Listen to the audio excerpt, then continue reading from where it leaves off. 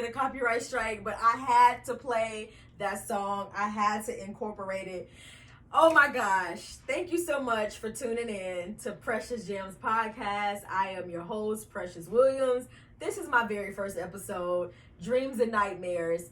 And my life has been dreams and nightmares for the past almost 10 years now. So I want to kind of take y'all back and bring y'all forward and just kind of give you an introduction of who I am, why I decided to start this podcast, my life's purpose, my vision, my goals, my aspirations, my wisdom, my teachings, and just to kind of give y'all a piece of my heart and hopefully teach you in the process, help you heal, learn, and grow.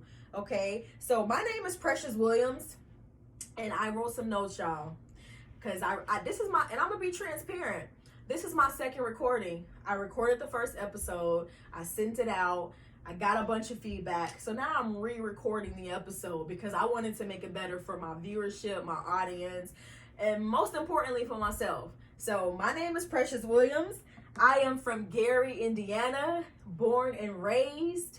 I will be 36 years old in July of this year. I'm a Cancer. We are the best. Do not debate me. Don't argue at your mama, okay? I have a son who's 10 years old. I am divorced, okay? I have been divorced for about 5 years now. Me and my ex-husband, who I grew up with and been knowing practically all my life, we share a beautiful 10-year-old child. We're co-parents, we're friends, business partners, okay? Because this is a transactional relationship. And I have 2 siblings, mother, father, a host of cousins, aunts, uncles, a grandmother. All of my grandparents are still alive. I am a mother, I am a teacher, but most importantly, I am a student. I am a student of life. I am a student of experience. And the title of the podcast is called Precious Gems. So I wanted to give you a story, give you a situation, share my life experience with you, and offer you some words of wisdom, some precious gems that you can take away from it. Okay, so I'm gonna be referencing my notes, y'all. Okay, I started this podcast because I went through a series of things in my life, and I wanted to make sure that I share my experience and what I learned. I learned a lot throughout my journey. I learned a lot from just growing up in Indiana. I am a victim of abuse, verbal, physical, sexual, emotional. I struggle with deeply rooted abandonment issues, fear of rejection, imposter syndrome, at points in my life, low self-esteem, low self-worth, no confidence, not knowing who I am, not having a sense of who I am, and just, I wanted to be transparent. I want to be completely open and completely honest with you guys. So you're going to get love, wisdom, kindness from me. You're going to get the truth. You're going to get some real raw shit. I'm not here to sugarcoat anything. I'm not here to be fake with y'all. I'm here to tell y'all the gut, honest, but truth, and give you some gems in the process, okay? I will have occasional guests. I will have occasional co-hosts where I have a male's perspective that'll come on the podcast and we'll discuss topics, and he and I, it'll be rotating guests that we'll debate back and forth. I also, I'm going to start with 2013. So 2013, I was in the process of splitting up from my ex-husband, and we decided that we no longer wanted to be in a marital relationship. And that was hard because my son was barely 2 years old at the time, and I was about 28 or 29 almost, about 29. And I was lost, okay? I had no clue who I was at the time. I was battling depression, anxiety. I was also battling a serious, prolonged postpartum depression. And that went on, I guess, till my son was about 2 years old. I was severely depressed. I struggle with my depression and my anxiety. And like most of you all, we all kind of live in the same life. We all live in the same experience day to day. We just different little nuances in the story, but we all can relate to one another when it comes to depression and anxiety, especially being Black, being a woman, being a man, being a child of God, living on earth. We all experience and go through some of the same situations and same things. So we decided we no longer wanted to be together. We parted ways, and at that time I was probably at the lowest point of being low. My living situation was not the best. My financial situation was not the best. I didn't have a car at the time. Like I was like low down. Like I had never experienced life in that way. I had a baby who looked up to me, who needed me for nurturing, for love, for support. But I didn't know who I was, man. I was like, this person I have been with practically since I was a kid, a teenager. Now we're no longer going to be together. So I had to kind of rediscover myself. Fast forward from 2013. Through our marriage, though, we decided we were going to move to Houston, Texas. So in 2016, we were no longer together. We were still legally married, but going through the divorce process. I relocated myself, and my son was 4 at the time, almost 5, to Houston, Texas, April of 2016. A lot of poignant dates, a lot of poignant like life situations and circumstances for the last maybe 5-6 years happened in the month of April. So you're going to see like a reoccurring theme from starting in from the time I got divorced up until now. So I decided to move to Houston. My ex-husband was aware, and I relocated myself and my 4-year-old, almost 5-year-old son to Houston, Texas, where my sister-in-law lived and still lives. And when I got here, I was so lost. I was unhappy. A little bit of information I just left out. I left Gary, Indiana in 2004 and moved to Phoenix, Arizona. So I was living in Phoenix at the time. My ex-husband also was living in Phoenix at the time. I moved to Houston in 2016 of April. He still remained in Phoenix. So when I got to Houston, I had no family, no friends, just myself, my son, and then my sister-in-law. So I was like unhappy. I didn't even realize I was depressed, but I suffer from anxiety, like really bad anxiety. And I had really low self-worth at the time, low self-esteem. My biological father and I had been estranged for many years, and that has been like a reoccurring theme in my life. And a lot of the reasons why I have some of the issues or I'm dealing with or have fought through and overcome a lot of the issues that I have had is because of that relationship. And so when I got to Houston, you know, your energy that you have inside of you, it attracts the same energy. The more of what you don't want to be is the more of what you will attract. And so I had to really learn the law of attraction, because I found myself in a relationship with someone who also had a child. He had a son that I met, and that relationship was extremely abusive, extremely toxic. It wasn't physical abusive, but it was definitely verbal, and it was emotional, and it was violent in a sense of there was just a lot of violence that happened, whether that have been him throwing things or us fighting all the time, arguing, or me getting into fist fights with other women behind this person, or just a lot of manipulation, a lot of lying, a lot of me lying to myself. And I'm gonna take accountability and responsibility, because a lot of the things that happened to me in that relationship I allowed to happen because I was desperate for someone. I was desperate for a relationship. I was unhappy with myself. I had the lowest of the lowest of the lowest of self-esteem, of self-worth, and I was just unhappy. So I kind of clocked and found myself getting the first thing that looked my way, which wasn't healthy for me. But aside from all the things that he did, which was a lot of things that he did, I'm gonna take responsibility for the things that I did. because I contributed to the toxicity, okay, by continuously putting myself in a cycle of abuse. But I am a survivor, but I have been a battered person all of my life, starting with the physical abuse I experienced in the home, as well as the emotional and sexual abuse. So I have been a victim of that. So that's all that I knew. That's all that I understood. That was the language that I had spoke, was just abuse. And we were together for about 3 years, and throughout that 3 years, we ended up getting engaged. Met him in 2016 of September. Fast forward to April of 2018, my biological father and I, we get reconnected.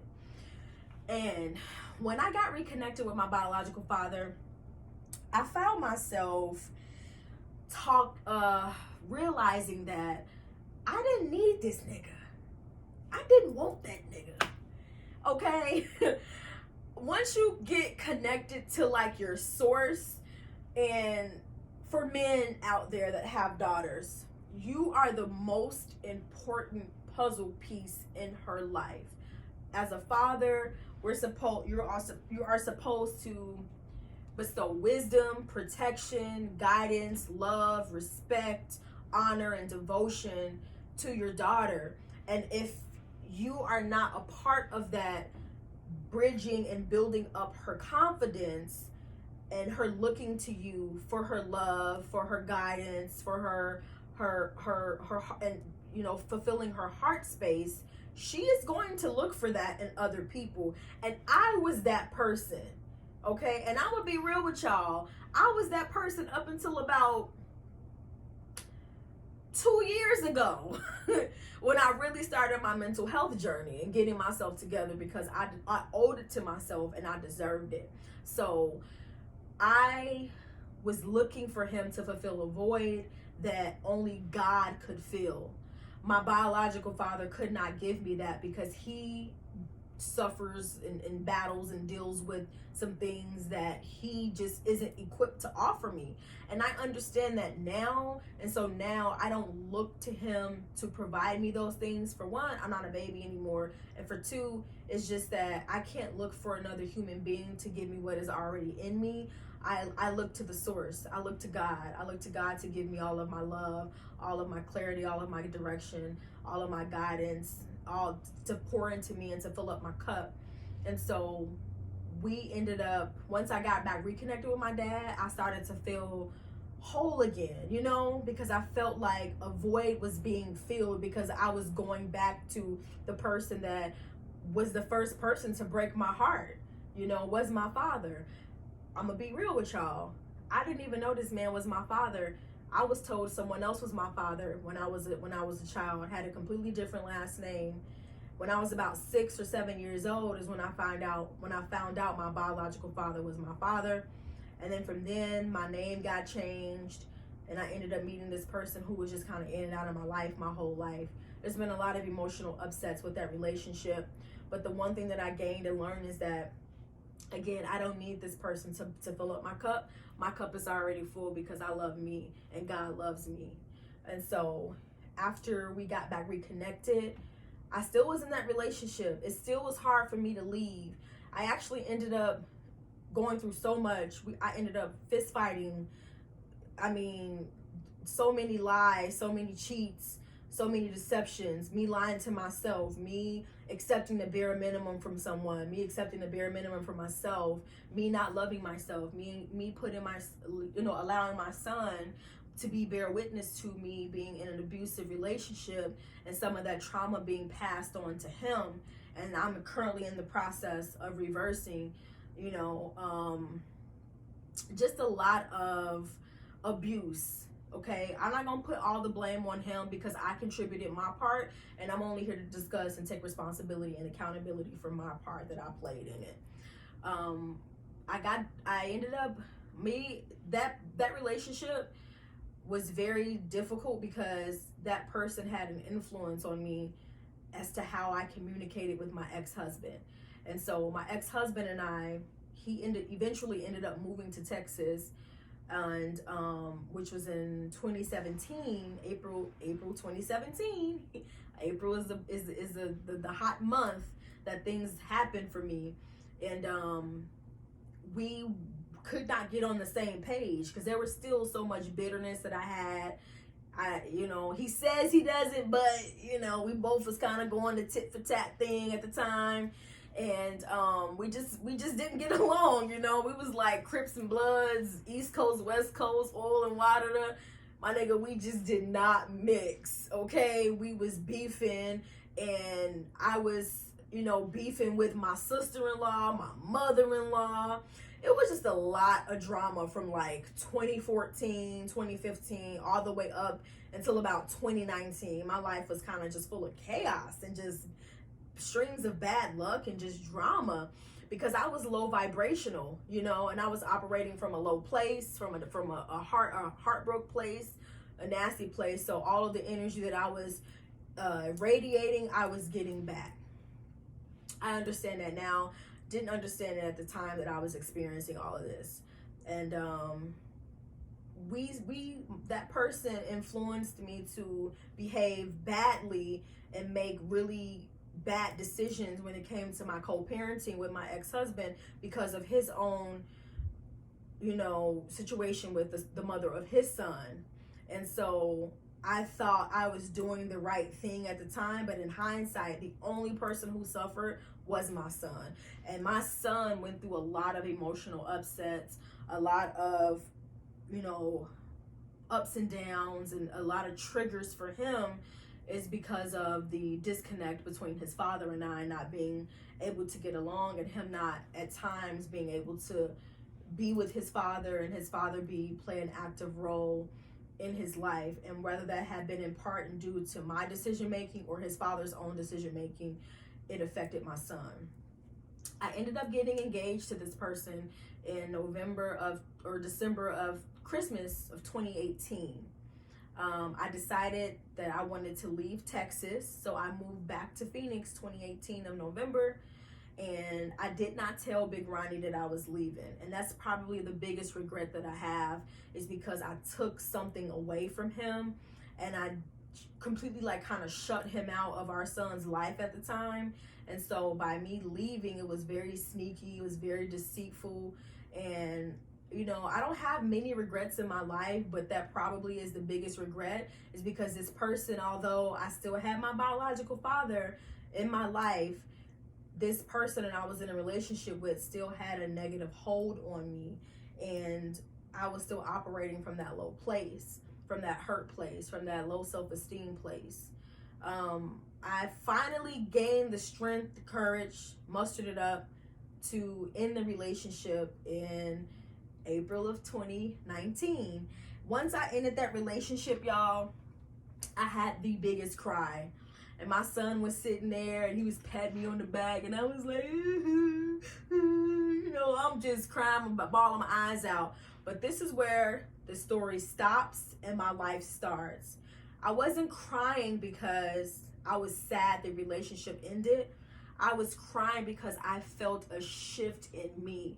I felt a bravery, a courage in me that I did not know that I had. I knew that I wanted my life to begin. I knew that I wanted to be healthier, be better. I knew that I deserved it. I knew that God was calling me into my purpose, waking me up, putting me through all these situations, and I just had to step into that power. So I was crying because I felt a sense of relief, and I knew that everything was going to be okay. Everything was going to be okay. The first thing that I did once I ended that relationship, and it ended very traumatically. It ended in a lot of cussing, a lot of fussing, a lot of fighting. Kids were involved, just a lot of just bullshit. It ended really crazy. But I'm glad it ended the way that it ended, because I have not spoken to this person. I have not seen this person, no contact, no communication since that day that we parted ways, which was April 17th of 2019. So it's been 3 years, and I'm the happiest that I have been. So the last 3 years of my life has just been a rediscovery, a self-discovery, a rebirth, anew for me, a brand new, completely different person than what I was. And I'm so thankful and grateful to God that he brought me through, and that I'm able to be here today as a hope, as a beacon of light, as an inspiration to so many of you all, to show you that, hey man, you can go through your darkest days, but everything is gonna be the fuck okay. Y'all just gotta know that it's gonna be okay. In that relationship, me and Big Ronnie started back being cool. Trust had to be rebuilt. You know, I made the decision to transition back to Houston, Texas, because I had left. So I moved me and my son back to Houston, Texas, August of 2020. And we've been thriving and prospering ever since. So I'm in the H-Town right now. I'm loving it. I got me a good government job, okay, with good government benefits. I'm in school, pursuing my degree that I graduate top of the year. Was going to be this year, but, you know, life be lifing. So top of the year. My son is thriving and prospering and healthy. Me and my co-parenting relationship is the best that it's ever been. All of my interpersonal relationships are healthy and positive. I have set my boundaries. I got back into my spirituality and allowed God to be my leader, to be my source, to be my conqueror. And I am obedient and disciplined to him. I allow myself to manifest all of my wants, needs, and desires, and allow love and abundance to flow into my life. I'm honest. I'm forthcoming with people. I operate with high frequency and good intention. And my life just has been the best that it has been because I decided to take control of myself. I decided that my mental health mattered. I decided that I'm not going to sit and just be depressed with high anxiety for the rest of my life. I can't function that way. I don't know about y'all, but when I'm depressed, I eat. And I'm talking about I eat. I am an emotional eater. And so I got tired of being that way. I got tired of living like that. I got tired of functioning like that. I got tired of not walking into my purpose and wasting and withering away myself when God gave me so much talent and ability. And I just want to give a praise to him, because without God, man, I would be stretched out, laid out, pressed out, dressed out, you know, draped up and dripped out. Know what I'm talking about? Okay, but and y'all, I'm a big ass goofball, so y'all gonna hear a lot of little corny jokes and little interludes, musical interludes and whatnots, because my brain just be operating on a different frequency, y'all. Okay, but the rebirth of myself is me taking back control, taking power over myself, taking back control of my circumstances, forgiving myself for the things that happened to me. It was not my fault. It was not my fault. I can't control what happened. And I'm not saying my childhood was all bad. I have a huge family. We love each other. We support each other. We're there for one another. But I did, like many of you, go through a lot of shit. And I'm here as a living will and testament to say, you can go through something, but your life and your light is on the other end. Your rebirth, your self-discovery is on the other end of that. And it's okay. You don't have to sit in your circumstance. And that's my precious gem to offer you guys, that it's okay. That you can take my situation and my circumstances to say, you know what? She went through a lot of stuff. And it's just a little snippet. This podcast is going to air every Wednesday. Check all your local DSPs, your Google Podcasts, your Spotifys, your Apples, your Twitchers, your Stitchers, your SoundCloud, your YouTube, Precious Gems Podcast. I'm on Instagram. Y'all gonna be able to hear my life, my journey, my story, and get a takeaway from it. Because I'm gonna be honest with you, I've been able to rediscover who I am with the help of God. I found that I don't need a person, place, or a thing to fill up my cup. As long as I have God in my heart that's guiding and leading me and ordering my steps, okay? Because I walk it like I talk it now, okay? I'm not operating in a place or a sense of fear anymore. I'm operating out of a place of love, of genuine, of sincerity, of light. Okay, that's my rebirth. That is my takeaway. This podcast is titled Dreams versus Nightmares because I went through a nightmare, but now I'm living in my dream. I started this podcast because I had something I needed to say. God gave me a voice. He gave me a vision. He gave me a plan. And he said, you know what? You're going to get your ass on this mic. I'm a one-woman show. I bought all this equipment to edit myself, to record myself, to do my vocals, to record. I even came up with my intro music. I mean, so y'all may not get the best quality, but you're going to get a real ass bitch. Give a fuck by the nigga. Big Birkin bag, hold 5-6 figures, stripes on my ass, so he called it nigga.